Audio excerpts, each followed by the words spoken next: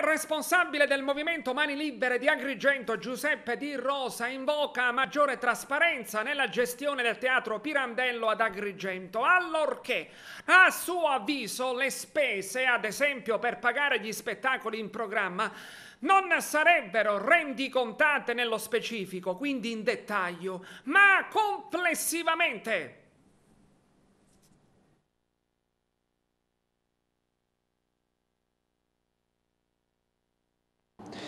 Il movimento Mani Libere ritiene opportune alcune considerazioni nel merito della gestione del Teatro Pirandello.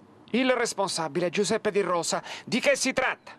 Ma intanto ritengo che non è sulla gestione del Teatro Pirandello, sulla gestione della Fondazione Teatro Pirandello. Fondazione Teatro Pirandello, che vorrei ricordare, e ci sono gli atti, oggi esiste grazie a Giuseppe Di Rosa, perché il sindaco Zambuto aveva proposto al Consiglio Comunale la scissione di quella struttura e invece si è fatto in modo che rimanesse. Rimanesse ma per agevolare la città, rimanesse è sempre gestita dal Comune.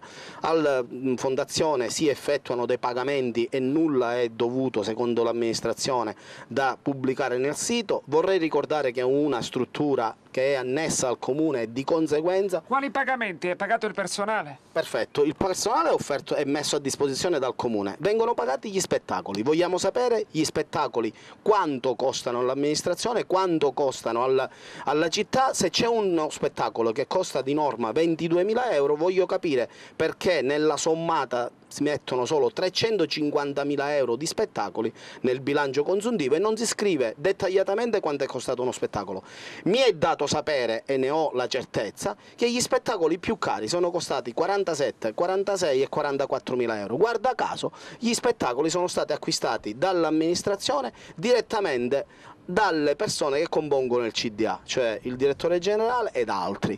La città deve sapere, la città deve prendere coscienza di cosa costa la cultura ad Agrigento, cosa dà e gli incassi. Se spendiamo 47.000 euro per uno spettacolo, vogliamo sapere quanto abbiamo introitato da quello spettacolo, quanto ci è costato alle tasche comunali, vogliamo sapere come vengono dati gli incarichi. Bene, la trasparenza della quale la Fondazione è oggetto e obbligata, deve essere totale. Ho saputo che ieri finalmente il consigliere Spataro, complimenti al consigliere Spataro e alla sua commissione, hanno affrontato la situazione in Consiglio. È giusto che il consigliere Spataro e gli altri rendano pubbliche le deduzioni da parte dell'amministrazione e portino a conoscenza alla città il consuntivo di quanto è stato speso dettagliatamente.